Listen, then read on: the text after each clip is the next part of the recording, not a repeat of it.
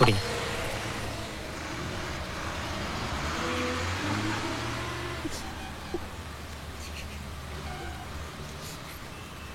ரோட்ல நின்று என்னது?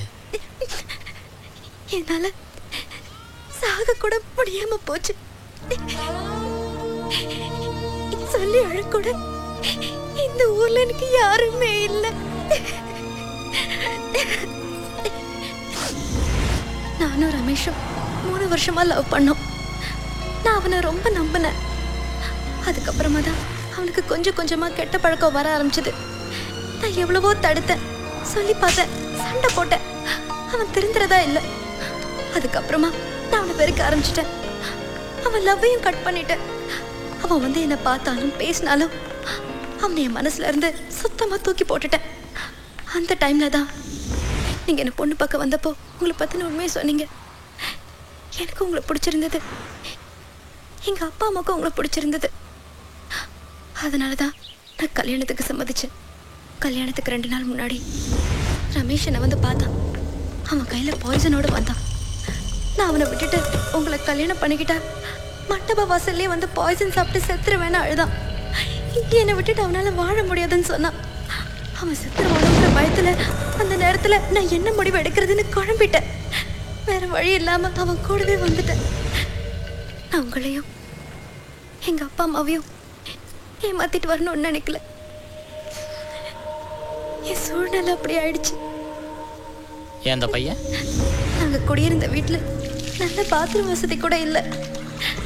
நான் குளிக்கிறத ஒருத்த மறைஞ்சிருந்து பார்த்துட்டான்னு கோவப்பட்டு ரமேஷ் அவனை அடிக்க போய் அவனுக்கு கண்ணு போயிடுச்சு. கோர்ட் அவனுக்கு 3 வருஷம் தண்டனை கொடுத்துருச்சு. இப்ப ரமேஷ் 6 மாசமா ஜெயில இருக்கான்.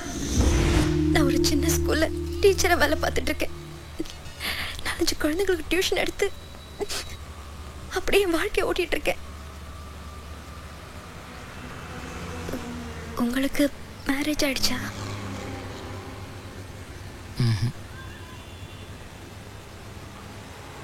உங்க அப்பாவும் நானும் தான் வந்திருக்கோம். எனக்கு பொண்ணு பார்க்கறதுக்காக உங்க அப்பா தான் என்னை கூப்பிட்டு வந்திருக்காரு. அப்பா வா போலாம். இந்த நிலையில அவர் என்ன பார்த்தா அவமானத்துல நான் செத்துருவேங்க. என்னால முடியாது. நீங்க எதுவும் எங்க அப்பா கிட்ட சொல்லிட வேணாங்க ப்ளீஸ்.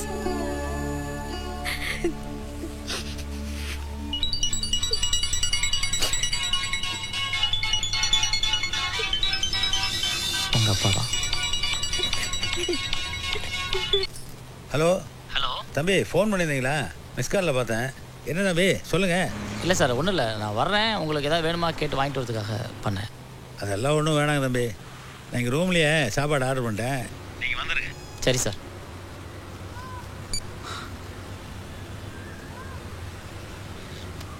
இங்கே நல்ல ப்ரைவேட் ஹாஸ்பிட்டல் இங்கே இருக்குது.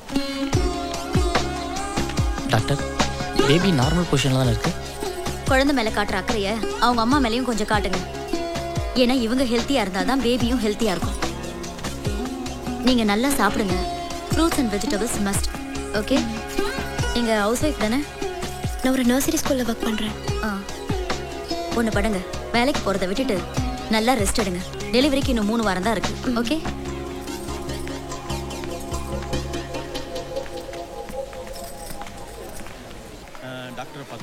உட்காருங்க. பில் பே பண்ணிட்டு வந்துடுறேன். சொல்லுங்க. சொன்னால் கேட்பாங்க. சுசீந்திரம் கோயிலா? கொடுங்க சார்.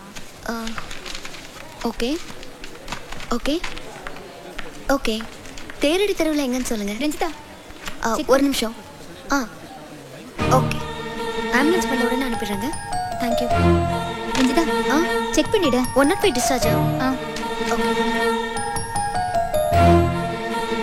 ஜோதி 3500. ஓகே. ரஞ்சிதா, ரஞ்சிதா,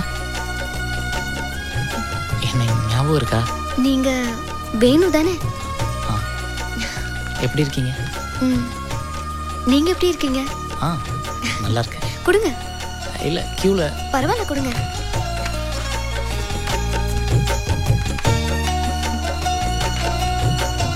முதல் குழந்தை தானே? என்னங்க? ஃபர்ஸ்ட் பேபி தானே?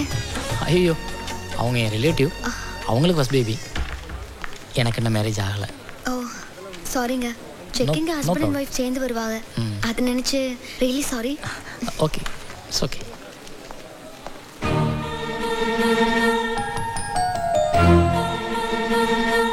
ரஞ்சிதா, உங்களுக்கு கல்யாணம் ஆயிடுச்சா? இல்லைங்க, நான் இன்னும் கல்யாணம் பண்ணிக்கிடல.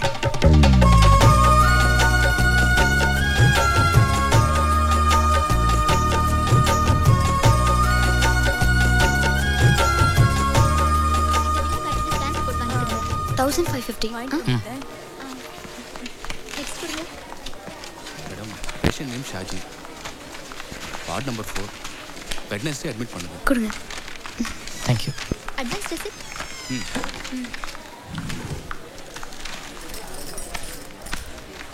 ரஞ்சிதா, ஒரு ஹெல்ப். சொல்லுங்க.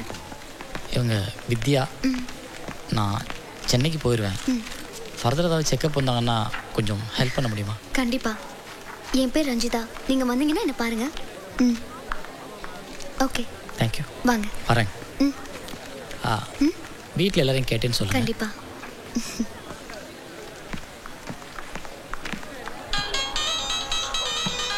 அம்மா. ஹலோ அம்மா. எங்கம்மா இருக்க? கிளம்பிட்டியா? இல்லைம்மா, கிளம்பிக்கிட்டே இருக்கேன். டெட் பாடி எத்தனை மணிக்கு எடுக்காவ? 3 மணிக்கு எடுப்பாவ. பக்கத்து வீடு இல்லையா? நீ சீக்கிரம் வாமா. சரிம்மா, நான் பர்மிஷன் போட்டு